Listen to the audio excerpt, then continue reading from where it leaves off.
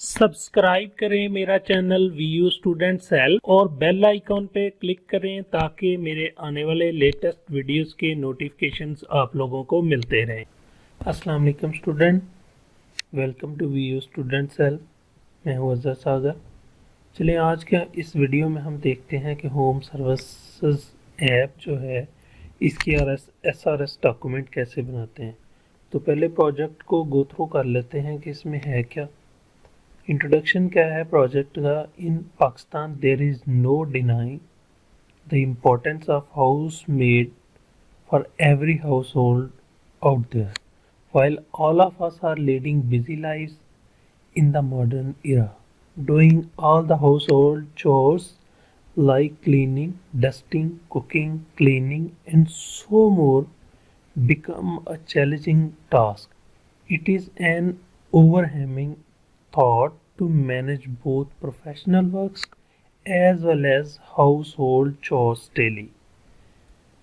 When you are stuck in such a condition, it is a high time that you can look forward to hiring domestic housemaid services. ठीक है? The preferable time slot of his company are 9 to 5. However, company also handles special requests. Trusted, responsible and reliable people are difficult to find. When it comes for maids, caretakers, cooks, gardeners, etc. समझ रहे हैं ना सारी बात। Home Services is a smartphone app which help people to find trusted helper in their locality. We do document verification of each employee and have database over 1000 helpers. We deal in different categories of helper like home service, maid, cook, caretakers, problem solvers. ठीक है, plumber और electrician जिसमें आते हैं। और cleaning है, made में cleaning के लिए, लॉन्ड्री के लिए, और इसी तरह नीचे कुक है, गार्डनर है, और पेशेंट केयर टेकर है, इलेक्ट्रिशियन है, ब्ला ब्ला ब्ला। ठीक है, ये सारे के सारे हैं इसमें जो बताएं कि इसमें आएंगे। तो बेटा आप लोगों ने जो इस प्रोजेक्ट का स्कोप लिखना है वो इस तरह से लिखना है। स्कोप क्या है, जो मैंने आप लोगों को प्रीवियस वीडियो में स्कोप बताया हुआ है उसी की जो पहली 2 लाइनें हैं कंप्यूटर की अहमियत के बारे में वो आपने लिख देनी है। ठीक है, कुछ एंड्रॉयड ऐप की अहमियत लिख देनी है ऊपर इंग्लिश में कि एंड्रॉयड ऐप जो हैं वो क्यों कर ज़रूरी हैं। ठीक है, तो मतलब उसकी थोड़ी सी अहमियत कर देनी कि हम ऑनलाइन एप्लीकेशन बनाते हैं तो उसकी ये अहमियत है। वो लिखने के बाद आपने यही वाला same as it copy paste कर लेना है। ठीक है, ये यहाँ तक ना भी यहाँ तक करना हो तो वी डील इन की ज़रूरत नहीं है, अब यहाँ तक करेंगे। वी डू डॉक्यूमेंट वेरिफिकेशन, यहाँ तक भी ज़रूरत नहीं है। Their locality, home services and smartphone app which help people to find trusted helpers in their locality। बस यहाँ तक आपने प्रोजेक्ट का स्कोप लिख देना है। ठीक है, उसके बाद आ जाता है फंक्शनल रिक्वायरमेंट्स। ठीक है, फंक्शनल रिक्वायरमेंट्स में आप लोगों की ये जो नीचे रिक्वायरमेंट्स लिखी हुई है ये लिखनी है। ये आपकी कितनी है, 20 रिक्वायरमेंट्स हैं फंक्शनल रिक्वायरमेंट्स। अगर आपको कोई लगता है कि उसमें कोई मिसिंग होगी तो वो इसमें से आप ऐड कर सकते हैं। मसलन यहाँ से आप इस प्रोजेक्ट को रीड कर रहे हैं तो वो हम रीड कर सकते हैं। फ़िलहाल आपने just same as it copy कर देना। जो सेगमेंट इसमें से कॉपी नहीं करना वो ये वाला है कि सर ने कहा हुआ है कि अगर आपको लगता है कि आपको मज़ीद ऐड करनी है तो अपने अकॉर्डिंगली उसको मज़ीद ऐड करनी है, लेकिन हमें ज़रूरत नहीं है। हम जो सर ने कहा वही हम जो है ना मानेंगे इंशाल्लाह। उनकी जो है ना हम जनून से आगे बढ़ के नहीं चलेंगे, तो हम इतना ही रखेंगे। नॉन फंक्शनल रिक्वायरमेंट मैंने आपको बताया हुआ है मेरी प्रीवियस वीडियो में कि उसमें नॉन फंक्शनल रिक्वायरमेंट सबकी सेम ही होती हैं, जस्ट थोड़ा बहुत चेंजेस करनी होती हैं, तो वो सेम एज डाल लेनी है। उसके बाद आ जाती है यूज़ केस डायग्राम। तो चले हम यूज़ केस डायग्राम को देख लेते हैं यूज़ केस डायग्राम क्या होती है, उसको कैसे बनाते हैं, क्यों बनाते हैं, वो प्रीवियस वीडियो मेरी बनी हुई है, उस पर वो आप लोगों ने देख लेनी है। अगर वो नहीं देखी तो पहले उसको ज़रूर देखें, ऐसे आप लोगों को ये सारे लेक्चर की कोई भी समझ नहीं आएगी। आपने पहले वो 5 की 5 वीडियोस देखनी है, उसके बाद ये वाला लेक्चर सुनेंगे तो फिर आप बड़ी आसानी से अपनी एसआरएस खुद से बना सकेंगे। तो चले हम सबसे पहले अपने प्रोजेक्ट के फंक्शंस ढूंढते हैं जो कि हमारी यूज़ केसेस होती हैं। Following tabs must be included in application. कौन कौन सी? होम होनी चाहिए, सर्विस होनी चाहिए, आवर चार्जेस होने चाहिए। ठीक है, तो ये तो एक रिक्वायरमेंट आ गई। और कौन सी है? बुक का हेल्पर, जॉब, रजिस्टर। देखो ये जो रिक्वायरमेंट है ये कोई फंक्शन नहीं है, ये टैब्स जो ऐड करनी है ये कोई फंक्शन नहीं है। ठीक है, तो हम इसको छोड़ देते हैं। Home tab contain the introduction of our application and what you are offering and how you can help people. Home is the default tab of the application. Services tab contain the, अच्छा ये सारी के सारे उसी हवाले से उसने बताए हुए हैं। सर्विसेज टैब क्या करेगी, वर्किंग आवर क्या है, आवर चार्जेस टैब क्या होगी, और उसमें ब्ला ब्ला ब्ला। अच्छा इसमें हम कर सकते हैं, अगर इस ये तो रिक्वायरमेंट्स आ गई हैं उसकी। Working hour very for home services and care taker, it can 8 hours, 12 hours and 24 hours. Our charges tab display the rates of helper according to the working hours. Along with fixed rate, you should also mention price and charges based on 30-minute increment. Housekeeping material are to be provided by the client. After hours, surcharge applies on services before 9 a.m. and after 6 p.m. This tab should also contain the per hour rate of electrical plumber, carpenter. There are 2 type of users. अच्छा ये तक अभी तक हमारी development की requirements आ रही हैं ऊपर। फंक्शनल रिक्वायरमेंट अभी तक मुझे कोई नज़र नहीं आई। This tab should also contain the per hour rate of electrician, plumber, carpenter. There are 2 type of users, client and helpers.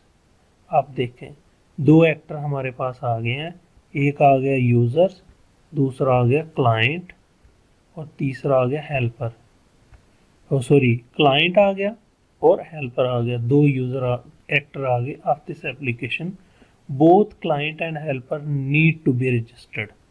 हमारी पहली जो हमारी आ गई यूज केस वो बन जाएगी रजिस्टर के नाम से। ठीक है, तो लॉगिन हम इसको जो है ना वो कर देंगे, एक्सटेंड कर देंगे। इसमें से एक यूज केस बन गई। उसके बाद कौन कौन इसमें से लॉगिन करेगा? क्लाइंट और हेल्पर। ठीक है, दोनों को आपने इसको बना देना है। मैं आपको दिखा देता हूँ कि मेरा कहने का मकसद क्या है। मसलन ये है हमारी सिस्टम बाउंड्री, ये हमारी सिस्टम बाउंड्री है, ये हमारी यूज केस आ गई रजिस्टर की। ठीक है, तो यहाँ पे एक एक्टर होगा क्लाइंट, ये भी रजिस्टर करेगा। दूसरा होगा helper, sorry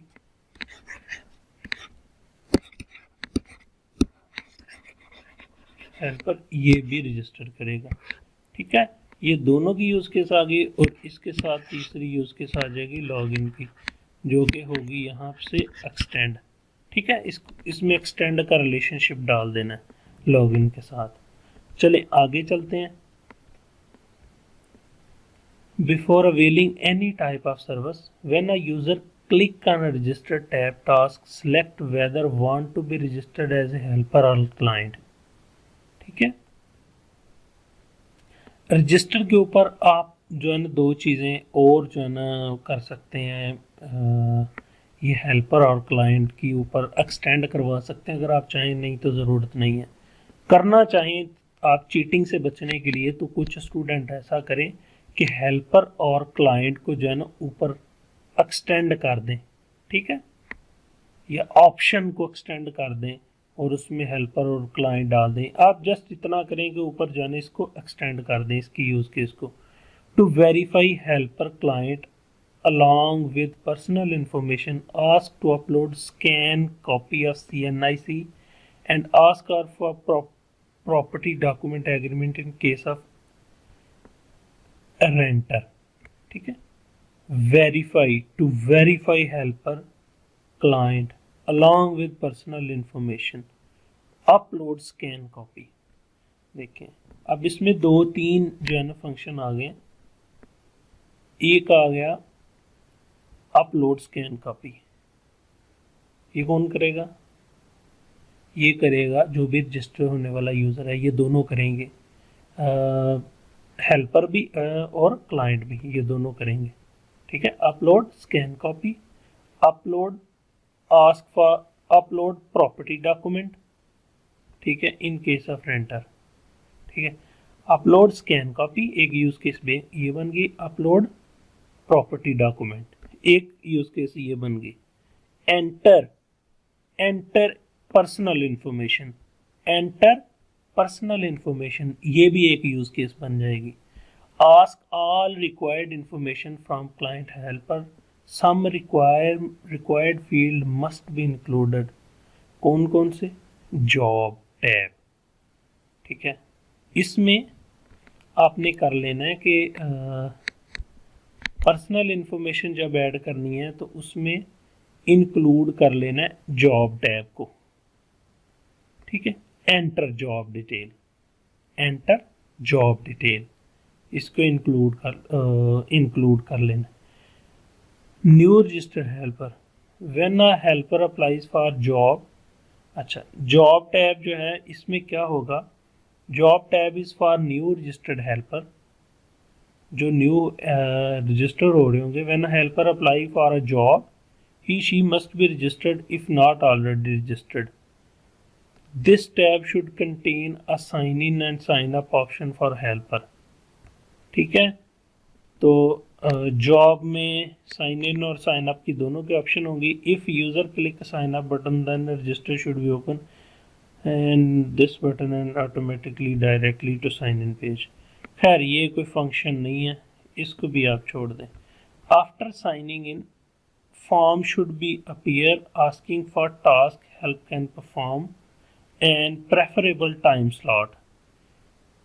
Add multiple task and time slots. Task helper can perform and preferably time slot. He add or she can add multiple task and time slot. इसमें हम कह सकते हैं कि select tasks and time slots. add मतलब ये जहाँ से ये जो इससे मीनिंग लिखा है एक्चुअली वो हमने केयर टेकर के लिए या कोई मेड के लिए हम एप्लीकेशन पे जाएंगे तो वहाँ से हम क्या करेंगे कि एप्लीकेशन वो सिलेक्शन करते हुए ऐड क्या करेंगे? मल्टीटास्क एंड टाइम स्लॉट्स, कि कौन कौन से टास्क जो हैं वो परफॉर्म करने हैं और कौन कौन से नहीं करने। हम क्या करेंगे कि select multiple task, select task and select time slots, वो सिलेक्ट करेंगे, या फिर task helper can perform and preferably time slots. खैर यही ठीक है, ये भी यूज केस बन गई। नेक्स्ट चलते हैं। Client can book a helper using book a helper, book a helper ये एक यूज केस बन गई। This tab should contain a sign in sign up this blah blah blah, इसको भी जो है ना एक्सटेंड कर देना है। साइन इन और साइन अप को इसके साथ बुक का हेल्पर के साथ एक्सटेंड कर देना है। मसलन मैं आपको समझा देता हूँ थोड़ा सा कि बुक के हेल्पर ये है हमारे पास यूज केस, बुक ए हेल्पर, और जो ऊपर हमारे पास यूज केसेस होंगी साइन इन और रजिस्टर, इसको इसी यूज केस के साथ ये कौन कर रहा है, कौन सा एक्टर टास्क परफॉर्म कर रहा है हमारा, कौन सा है हमारा ये टास्क, क्लाइंट। ठीक हो गया, तो ये है हमारा क्लाइंट। तो इनके दरमियान ये जो बुक हेल्पर, रजिस्टर और साइन इन के साथ इसका एक्सटेंड का रिलेशनशिप डाल देना है, एक्सटेंड। ठीक है, ये ऊपर ये हमारे पास बनी हुई है, ऑलरेडी बनी होंगी उसी सिस्टम बाउंड्री के अंदर जो हमने बनाई थी उसी के अंदर, तो वो उनके साथ एक्सटेंड का रिलेशनशिप बना देना है। ठीक है, अच्छा, जहाँ जहाँ पे भी ऐसी सिचुएशन आती है जैसे ऊपर भी आई थी, वहाँ पे आपने रिलेशनशिप इनके दरमियान एक्सटेंड का डाल देना है। अच्छा, 13 पे जाते हैं। After sign in form should display asking for which type of services demanded and time slot. After sign in, a form should display asking for which type of services demanded and time slots. Also ask for any special requirement and preferred gender of the helper. कोई ज़रूरत नहीं है। Need to build a suitable database for above scenario. When a client put a request, admin allocate a suitable helper. अच्छा, अब administrator जो है वो आ गया, एक नया एक्टर, वो क्या करेगा, एलोकेट अ सूटेबल हेल्पर। एक आ गया जी जो है ना यूज केस आ गई एडमिन की, एडमिन एक्टर जो है वो एलोकेट करेगा according to the requirement of the client and share the contact detail, share contact detail. ठीक है, ये भी एडमिन करेगा। All this information is shared on application. This information should be added to the client request page at client side application. Client receive an email that resource is allocated. Receive an email. Receive an email. ये client की use case बन जाएगी. Client check the detail from the application. Check detail. Check detail ये भी use case बन जाएगी। Client इसका जो है ना वो होगा, क्या मेरे ज़हन से नाम निकल, खैर एक्टर होगा। Admin grant the resource from admin dashboard, grant resource, ये एक और यूज केस बन जाएगी और इसका एक्टर होगा admin. You must create admin dashboard which will be connected to the same database. Admin has full right of database. Admin can delete update record. मैंने आप लोगों को पिछले वीडियो में भी बताया कि आपने उसको जो है ना मैनेज के नाम से कर लेना है, मैनेज डेटाबेस। क्या करना है, मैनेज डेटाबेस। एक और यूज केस इसी यहीं पे बनानी है, मैनेज डीबी, ये बन गई और इसका एक्टर होगा एडमिन। तो इसमें हम इंक्लूड करेंगे, क्या इंक्लूड करेंगे, एक यूज केस करेंगे ऐड, एक यूज केस इंक्लूड करेंगे एडिट और डिलीट